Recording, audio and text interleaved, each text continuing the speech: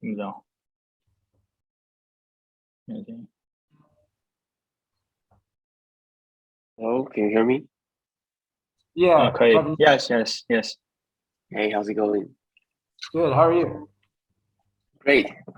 Just woke up, Good. Cool. so my voice is a little bit weird right now. Don't worry. No problem. Jen, did you figure out your microphone? Oh, Okay, perfect. All right, cool. Kevin, I don't think you were at the last class, so just really quickly, I'm Jack, just so we can get that out of the way. If you have any questions or anything, let me know. What we did last time and what we'll do today, I think I have the video issues fixed, is typically I like to start the class with a video, and then we'll use that kind of as a launching point so we can go over some vocabulary words. If there's anything that you don't understand from the video, feel free to just make a note and then we'll discuss it after the video. So I'll have a list of vocabulary words we can go over, but anything else that didn't make sense to you, feel free to ask about. It's a good chance to add some vocabulary, and then we can discuss some of the ideas just to have some time to practice speaking and some discussion. So let me go ahead and share my screen. Make this full screen. Oops. All right. All right, so today's video is about like leadership and team building. So the speaker is a man named Simon Sinek, who's an American, and I'll just let this kind of run. And tell me if there's any audio or video lag, just let me know. But I think I have that fixed for this time. So. Okay. Is this showing on everyone's screen? Yes, the test? Okay, perfect. All right, let me go ahead and I'll start the video, and it's about 11 minutes long, and then we'll go from there.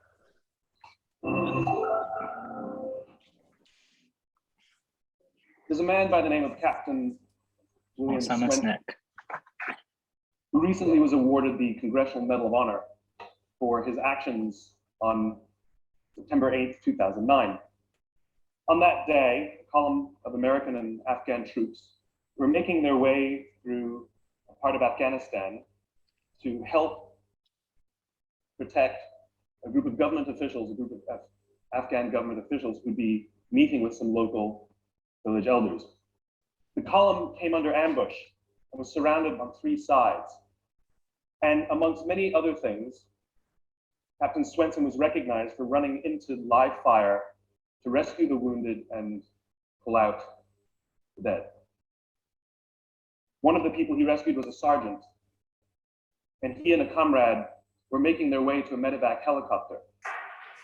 What was remarkable about this day is, by sheer coincidence, one of the medevac medics happened to have a GoPro camera on his helmet and captured the whole scene on camera. It shows Captain Swenson and his comrade bringing this wounded soldier who received a gunshot to the neck. They put him in the helicopter, and then you see Captain Swenson bend over and give him a kiss before he turns around to rescue more. I saw this, and I thought to myself, where do people like that come from? What is that? That is some deep, deep emotion when you would want to do that. There's a love there. And I want to know, why is it that I don't have people that I work with like that? You know, in the military, they give medals to people who are willing to sacrifice themselves so that others may gain. In business, we give bonuses to people who are willing to sacrifice others so that we may gain. So I asked myself, where do people like this come from? And my initial conclusion was that they're just better people. That's why they're attracted to the military. These better people are attracted to this concept of service. But that's completely wrong. What I learned is that it's the environment.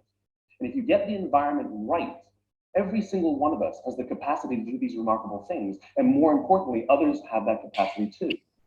I've had the great honor of getting to meet some of these who we would call heroes, who put themselves and put their lives at risk to save others. And I asked them, why would you do it? Why did you do it? And they all say the same thing, because they would have done it for me.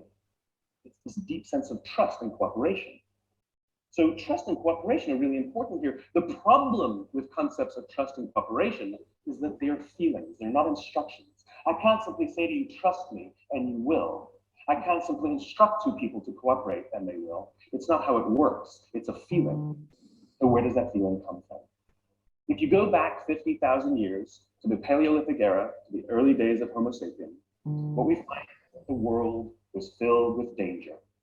All of these forces working very, very hard to kill us. Nothing personal. Whether it was the weather, lack of resources, maybe a saber-toothed tiger, all of these things working to reduce our lifespan.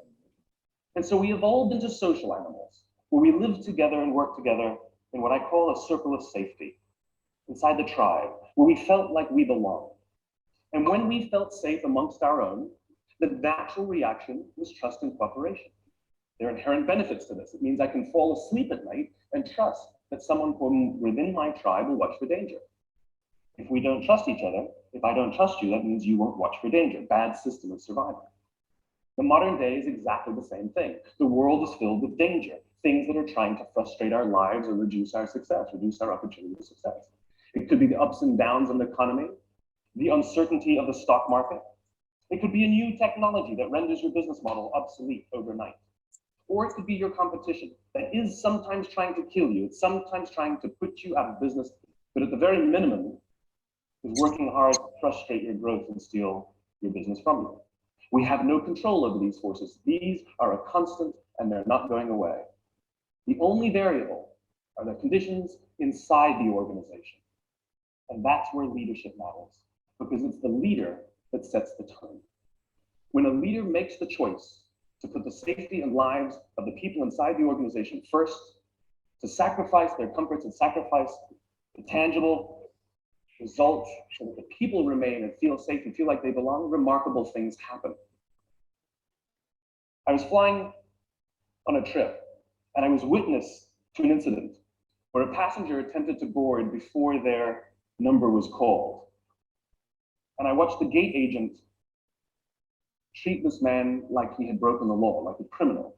He was yelled at for attempting to board one group too soon. So I said something. I said, why do you have to treat us like cattle? Why can't you treat us like human beings? And this is exactly what she said to me. She said, sir, if I don't follow the rules, I could get in trouble or lose my job. All she was telling me is that she doesn't feel safe. All she was telling me is that she doesn't trust her leaders. The reason we like flying Southwest Airlines is not because they necessarily hire better people, it's because they don't fear their leaders. You see, if the conditions are wrong, we're forced to expend our own time and energy to protect ourselves from each other. And that inherently weakens the organization. When we feel safe inside the organization, we will naturally combine our talents and our strengths and work tirelessly to face the dangers outside and seize the opportunities. The closest analogy I can give to what a great leader is, it's like being a parent. If you think about what being a great parent is, what do you want? What makes a great parent? We want to give our child opportunities, education, discipline them when necessary, all so that they can grow up and achieve more than we could for ourselves. Great leaders want exactly the same thing. They want to provide their people opportunity, education, discipline when necessary, build their self-confidence, give them the opportunity to try and fail, all so that they could achieve more than we could ever imagine for ourselves.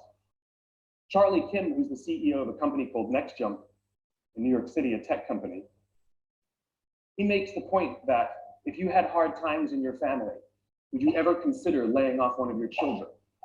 We would never do it.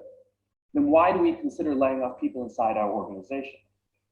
Charlie implemented a policy of lifetime employment. If you get a job at NextJump, you cannot get fired for performance issues. In fact, if you have issues, they will coach you and they will give you support, just like we would with one of our children who happens to come home with a C from school. It's the complete opposite. This is the reason so many people have such a visceral hatred, sort of anger at some of these banking CEOs with their disproportionate salaries and bonus structures. It's not the numbers. It's that they have violated the very definition of leadership. They have violated this deep-seated social contract. We know that they allowed their people to be sacrificed so they could protect their own interests, or worse, they sacrifice their people to protect their own interests. This is what so offends us, not the numbers. Would anybody be offended if we gave a $150 million bonus to Gandhi? How about a $250 million bonus to Mother Teresa? Do we have an issue with that? None at all.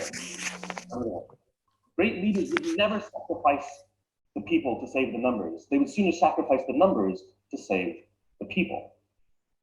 Bob Chapman, who runs a large manufacturing company in the Midwest, Barry Waymiller, in 2008, was hit very hard by the recession, and they lost 30% of their orders overnight. Now, in a large manufacturing company, this is a big deal, and they could no longer afford their labor pool. They needed to save $10 million. So, like so many companies today, the board got together and discussed layoffs. And Bob refused. You see, Bob doesn't believe in head counts. Bob believes in heart counts. And it's much more difficult to simply reduce the heart count. And so they came up with a furlough program. Every employee from secretary to CEO was required to take 4 weeks of unpaid vacation. They could take it any time they wanted, and they did not have to take it consecutively. But it was how Bob announced the program that mattered so much. He said, it's better that we should all suffer a little than any of us should have to suffer a lot. And morale went up. They saved $20 million. And most importantly, as would be expected, when the people feel safe and protected by the leadership in the organization, the natural reaction is to trust and cooperate. And quite spontaneously, nobody expected, people started trading with each other. Those who could afford it more would trade with those who could afford it less. People would take 5 weeks so that somebody else only had to take 3. Leadership is a choice. It is not a rank. I know many people at the senior most levels of organizations who are absolutely not leaders. They are authorities, and we do what they say because they have authority over us, but we would not follow them. And I know many people who are at the bottoms of organizations who have no authority, and they are absolutely leaders. And this is because they have chosen to look after the person to the left of them, and they have chosen to look after the person to the right of them. This is what a leader is.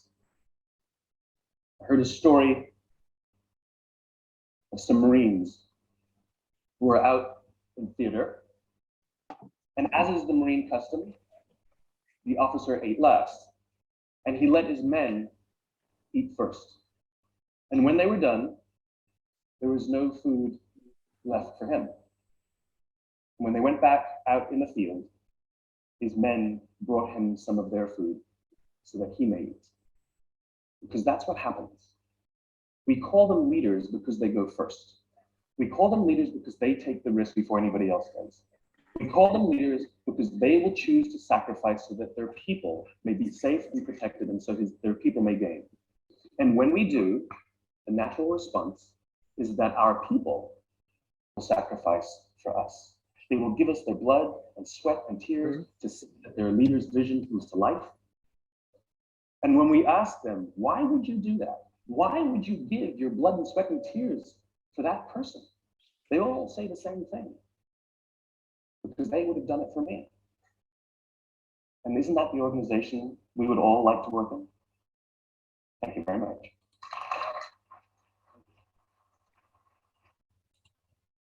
All right. What did you guys think of that? Interesting or boring or silly?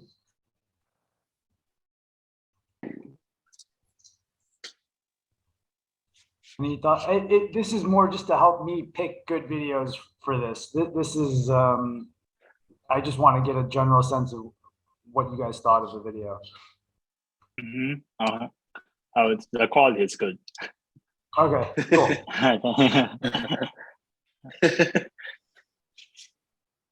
All right, so there was one word that I want to start with because it was one of the words we discussed last time, and it was used again in this video. Visceral. Yeah, good, Vaughn. And do you remember what it means?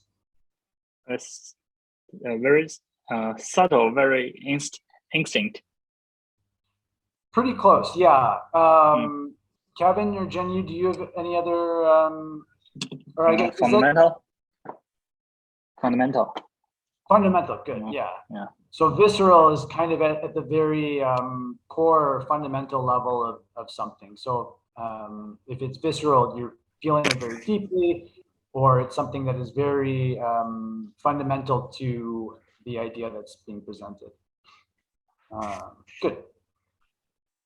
All right, so some of this, was a little bit more, I guess, American focused in terms of the business environment that was discussed, I think.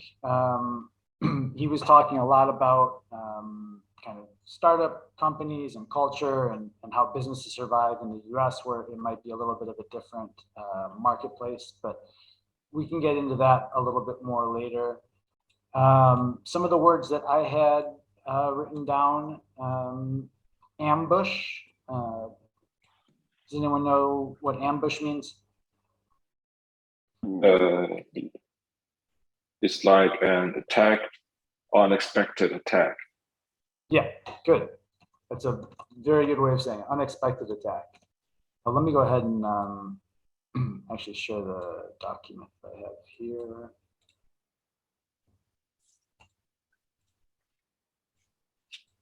All right, good. So yeah, ambush is an unexpected attack. And it has kind of a connotation, like an implied meaning that a lot of times it means that you're kind of being attacked from all sides. So it's a surprise, but people will quickly close in on you. What about coincidence?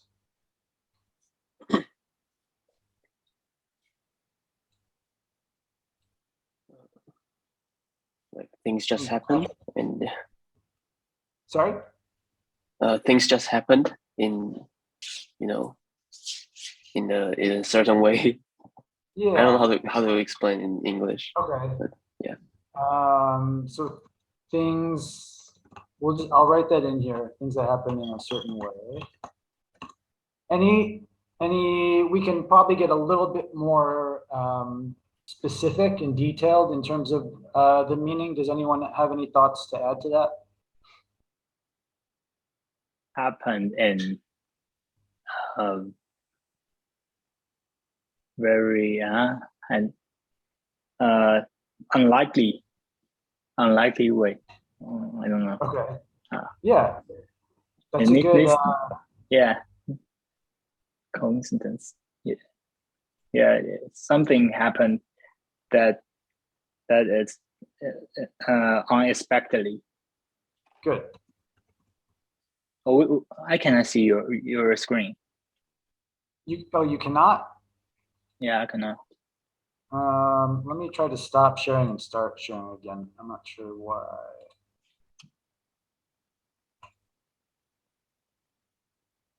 Is that showing now, Vaughn? Can you guys see it? Yeah, I can see it. Oh, so it's my problem. Okay. Sorry that's happening for you. If I don't know if you, I mean, there's not that much on here. It's just some words. If you want to write them down, maybe on your own, or as you wish. What about? So I guess to summarize, yeah, coincidence would be usually like an unexpected occurrence that it also has a certain relation. It is a difficult word, I think, to describe. But, yeah. So I guess, well, I'll ask you. Can anyone give an example or maybe use it in a sentence that would help explain it a little bit more? Oh. When you walk on the street and maybe meet someone you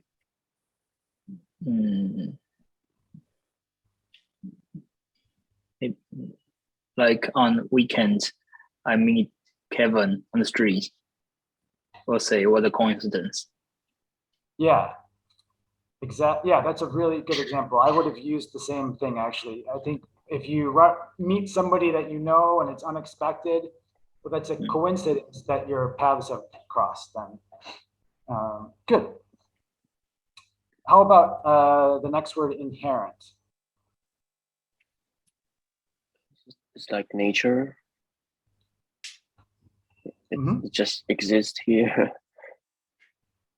So like natural, I'll put natural existence. That's pretty good. Any other thoughts? Maybe to be a little bit more precise?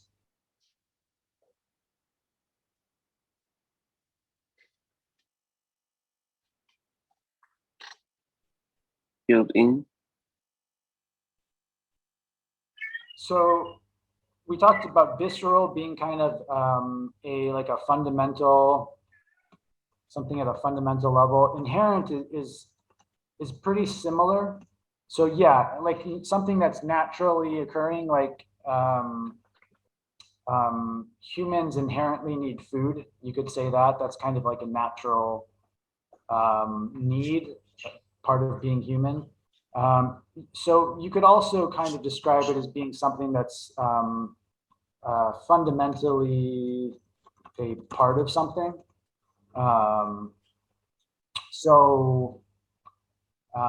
Something like you could say that a personality characteristic, personality trait is even inherent.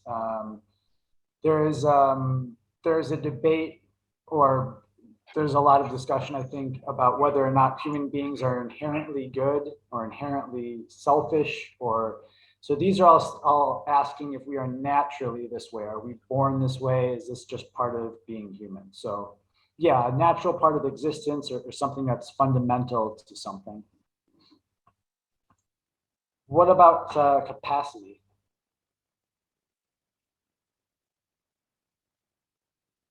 There are two ways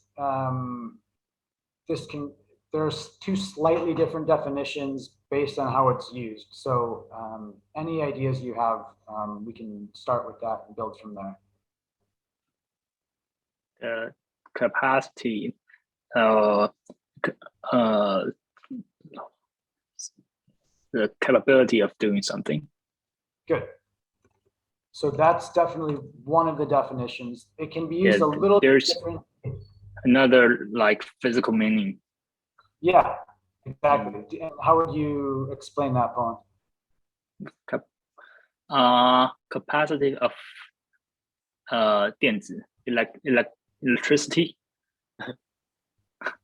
Okay. I thought of the capacity of a plane or something, like how many people can go in the plane, so that's the capacity of the plane. Yeah. 我刚刚想到电容。The other way I might describe it in the physical sense is available space. So yes. I'll better. So as Kevin said, like the capacity of a plane is how many people it can fit on it, or maybe how much weight it can hold, or things like that. But in terms of the way it was used in the video, if you're using it to describe the capacity of a person, yes, it has to do with their abilities or their capability of doing something or performing something. Good. What about sacrifice? To give up something for others. Mm-hmm. Good. So sacrificing something or giving something up, usually for the benefit of someone else, or the benefit, maybe like the greater good, or for some higher level gain. So maybe you could even use it on a personal level to say, well, I am sacrificing chocolate.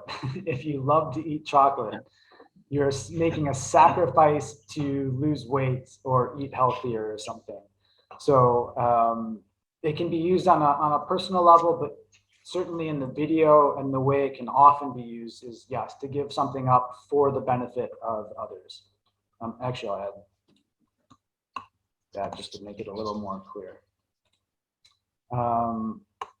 There was one other word I caught and I didn't write it down, so now I've forgotten that. But were there any other words that you noticed or weren't sure about from the video? Sheer. Sheer? Yeah. Okay. I'll just make a quick list and then we'll come back. So any other words that anyone noted? Oh, there's another word like, but I didn't write it down. Okay. Something ends with VOC, VOC. It, Yeah. Medevac? Yeah. Oh, yeah. This word. Okay. Yeah. That's pretty specific for this, but we'll discuss that. And anything else? I think it's morale or something. Morale. That's a good word too. Oops. 士气. Oh, okay. So yeah, it's different from moral. There are two different meanings with those words. We can discuss them both and the difference. Any other words that anyone wants to add?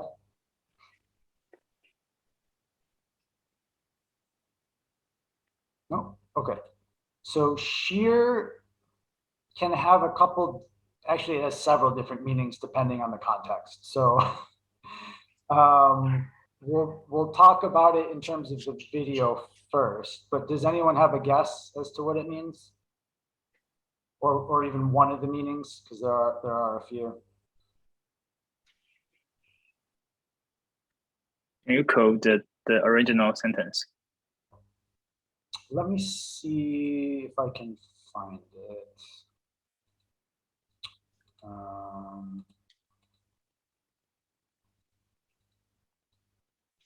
Kevin, was that you that mentioned sheer? Who mentioned sheer?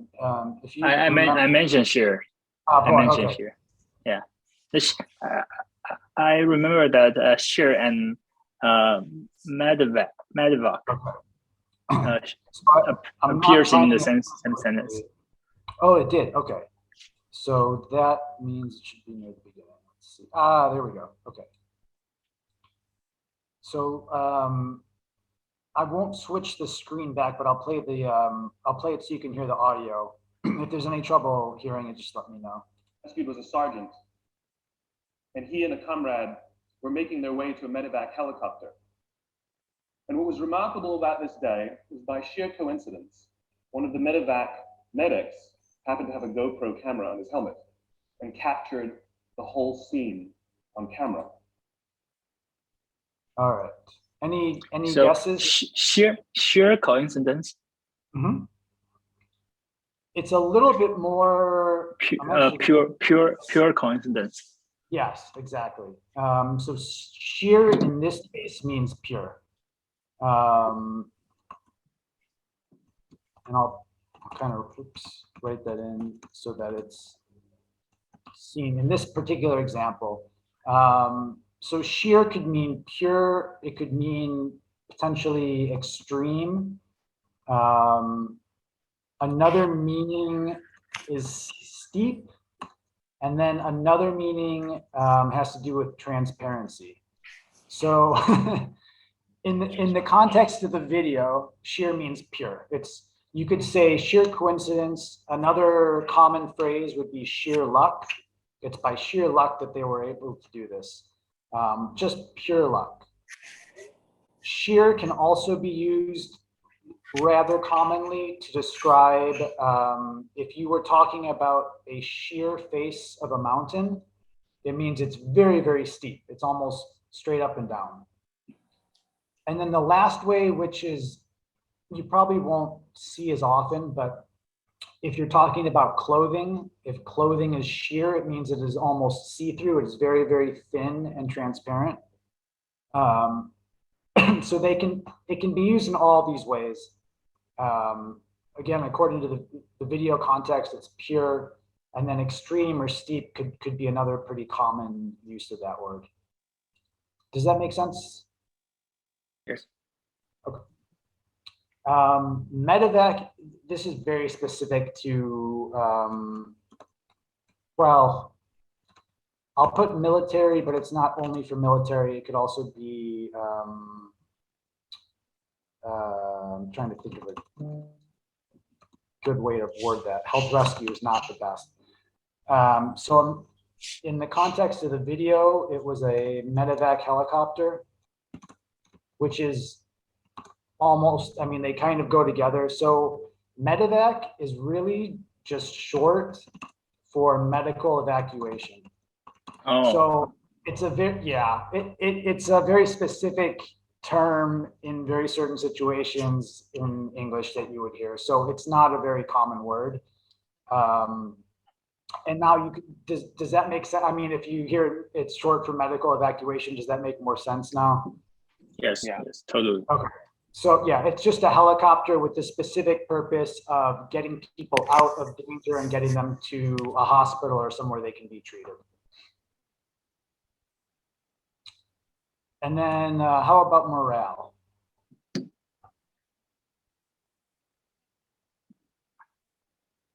The tension between soldiers.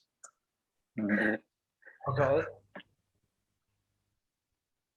It's a bit more general, I think, because it can be used not just for something that might be difficult, like tension. It can be used also for like a positive. Yes, yes, and not only between in the military, also you can use Right. in business, in company. Exactly. Any other additions to try to get a little bit more into what it specifically means?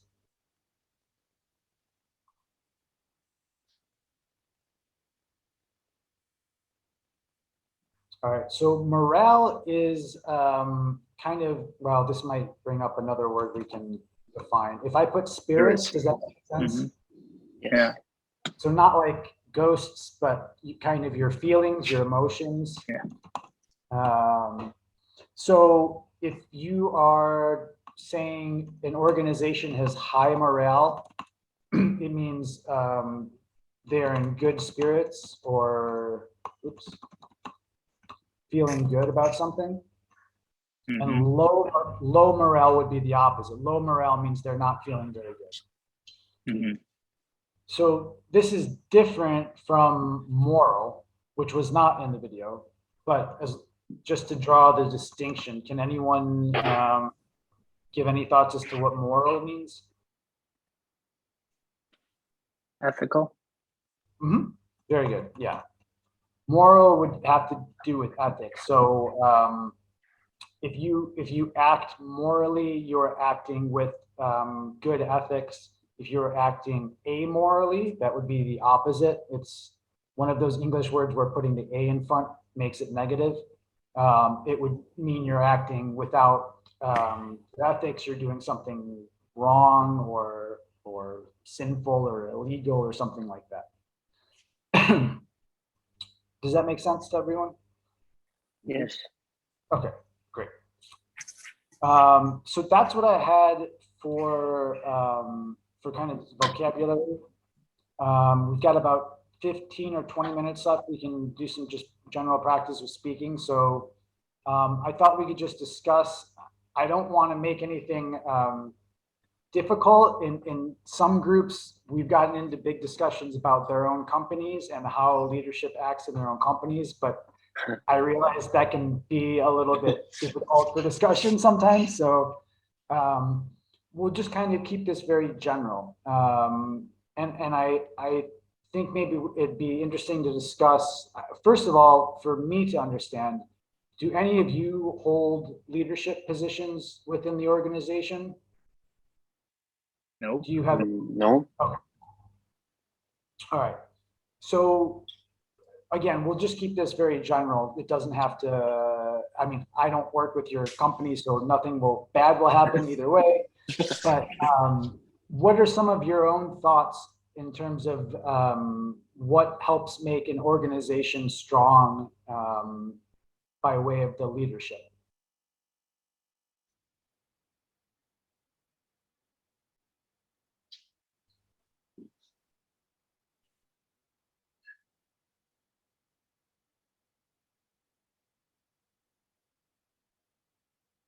So I'll let you think about it for a moment, and then I'll ask someone to start speaking if no one wants to. Yeah.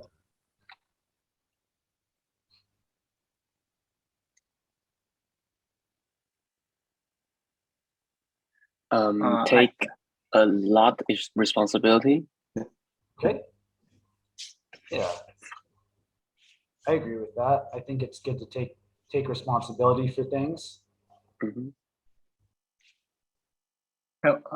What's your question? So just to get your general thoughts in terms of any kind of group of people, if you have somebody that's leading that group, what are some qualities that you think would be good for that person to have to make it a strong group? I think the leader should be strong and in whatever they're doing. Okay. He has to be good, and he has to be willing to teach others. I'm sorry? Willing to teach others. Okay, good. So willing to teach others and being strong. How would you, when you say being strong, how would you? No, I mean being good at his work. Okay. Sounds good.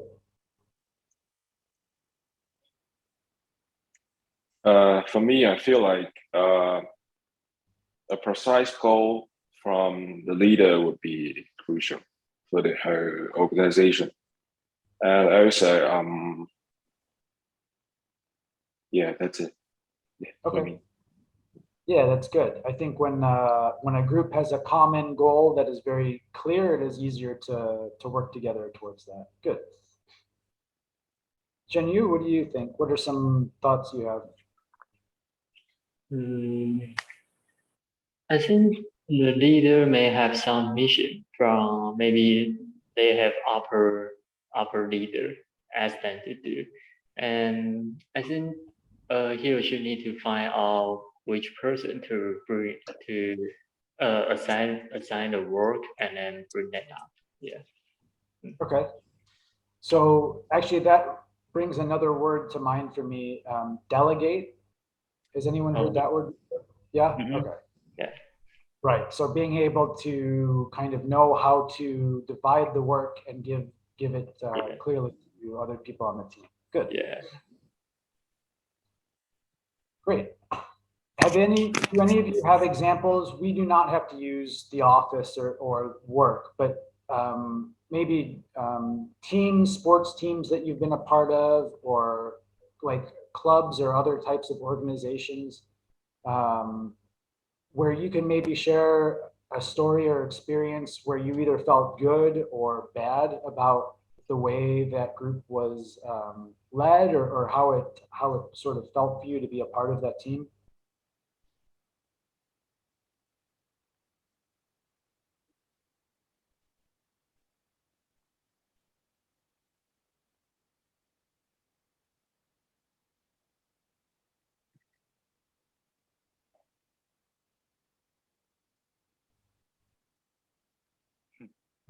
I guess maybe it's good to, I mean, so this could be, I mean, if you're not a part of a sports team or something, maybe this could be from years ago when you were in school, or at home with your family, depending on, I mean, I don't know if that's too personal, but I'm just trying to offer some other suggestions in terms of what we could think about. Maybe experience from last work. Sure. Yeah, there you go. So what for you? I'll share a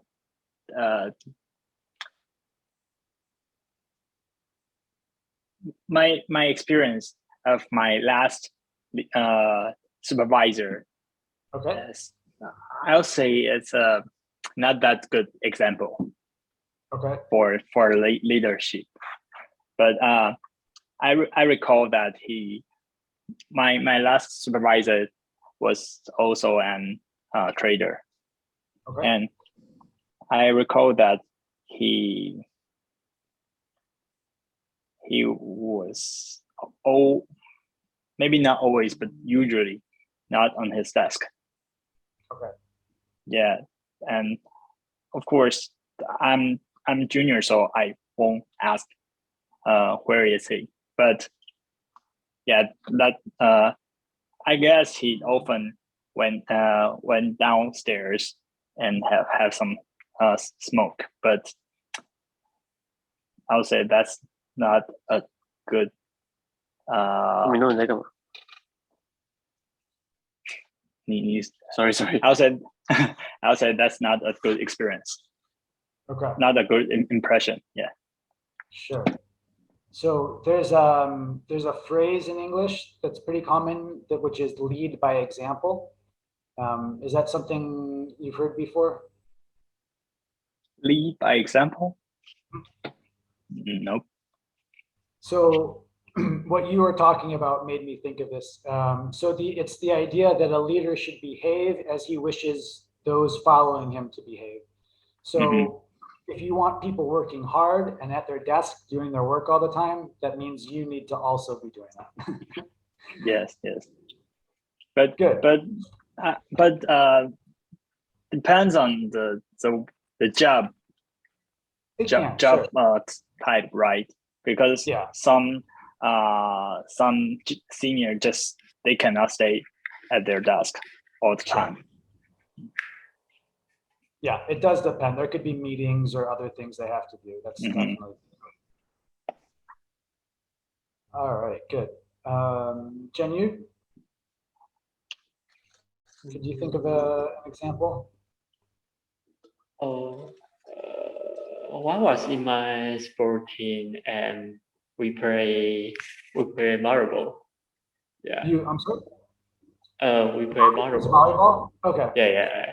And I think maybe because the team has only one gender, so we don't have too much other activity to bring us together. Yeah, so we just go to a court and play marble and then go back. And I think to have a successful team, we need to maybe some activity or something to bring up our moral. Okay. Yeah, that's it. All right, good, thanks. And it's Wang, is that, or, Oh, you mean me? yeah, is that you? Just has your iPhone, Wang's iPhone, is that correct? Sorry. No, that's fine. So I just wanted to make sure I have it correct. Okay. Yeah, I'm also Kevin too. Okay. Okay. Okay. I had you on a list for a different class, so there was a mix-up, and that's why I wasn't sure. Okay. So Kevin, what do you think as an example from anything else in your life?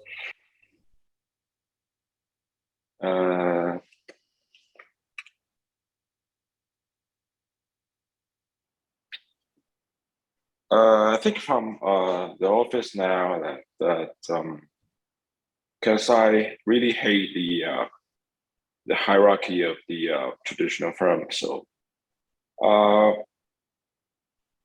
though I think there's a benefit from our firm is that we don't have hierarchy, so the leadership is quite near to us. Like, for example, I had stayed up late last evening to kind of solve some problem, and our chief technology officer just spent the time with me. So, oh, cool. I think it's good to have them try leading us or just guide us. I mean, yeah, that's what I expected the leadership. Sure. That's a nice example then, being able to have a leader kind of alongside you while you're working on something. Yeah, exactly. Yeah, last night Kevin was fixing my bug. Oh. Yeah, the system is quite shit, I guess. Quite shitty, right?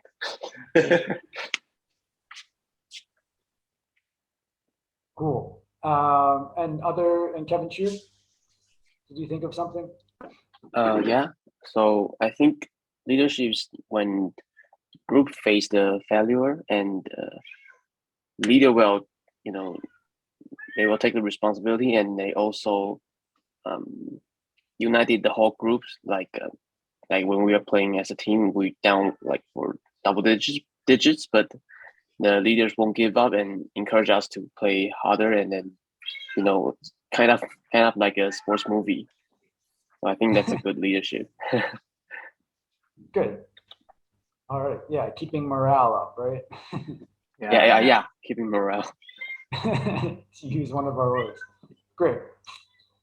Okay, we've got about 5 minutes left. So I'll just try to think of one other quick question that we can do.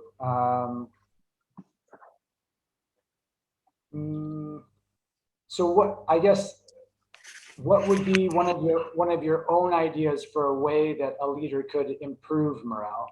So something that a leader could do that's going to make a team feel better. That's maybe something we haven't discussed already, but that A snack bar. Snack bar. That can help. Yeah. Free food. People like it. Yeah. It's a cheapest. I think it's the cheapest way to keep morale. It's very easy and very costs very little money. I agree. I see a lot of companies that have even just free coffee for their employees. That people are happy with that. It helps. What's another idea in terms of how to improve morale? I would say vision. Leaders should give a good vision or high vision of what we are going forward. Good. Yeah, I think having a clear idea of what you're working towards and having it be consistent also, I think, is important, so people know what they're doing and it doesn't feel like a mess. Yeah. Jinyu, you have a... I think maybe help each other. Yeah. My previous manager, he was pretty busy, but he even made his time to help me for a bug I cannot solve. Yeah. Yeah, I think that helps. Yeah. Awesome. All right, and Kevin Chu? Yeah, I think some like team building events will help the whole team, combine it for. I mean, not just colleagues, but also become friends.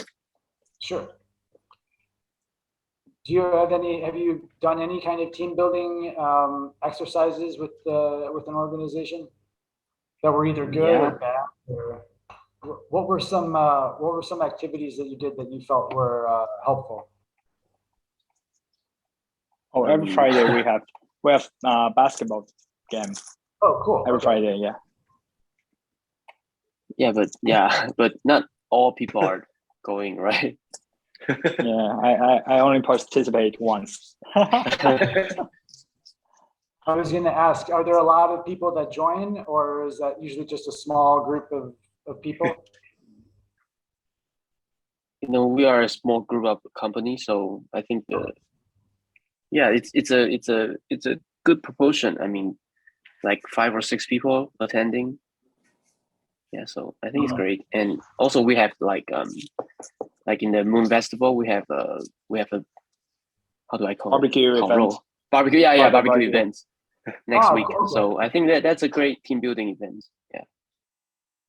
Nice. Any other activities that anyone has done that they felt was a good team building exercise? Oh, from time to time we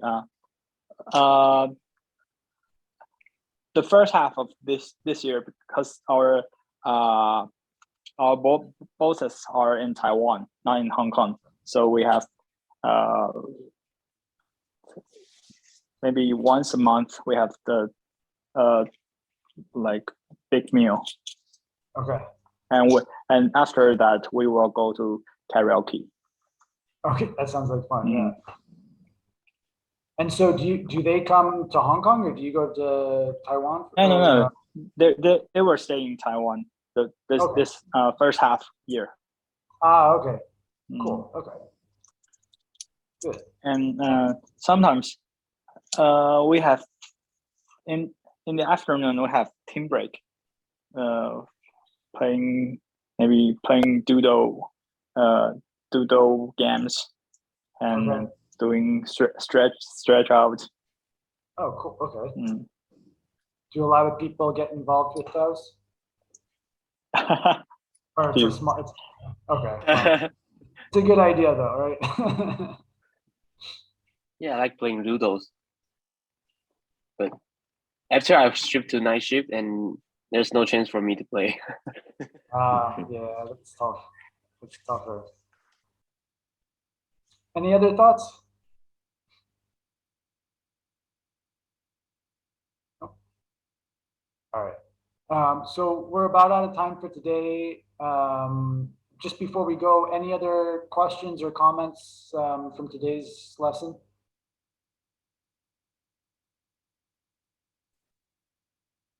No, it's great. It's great. Okay.